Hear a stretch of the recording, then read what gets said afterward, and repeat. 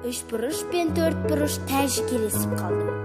Текте таласып қайтесің, бәрібір неменің бір бұрышым артық, деді төртбұрыш. Одан не пайда, деді үшбұрыш. Керісінше бұрышым неғұрлым көп болса, соғұрлым өзіңе қиын болады. Міне, бұл тауып айтылған сөз, деді домаланған жұмыршақ.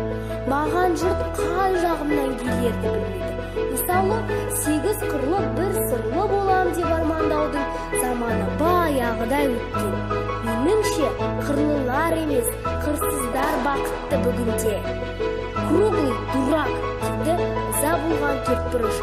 Қалай орысша сөйлеп кеткен, өзі де байқамай.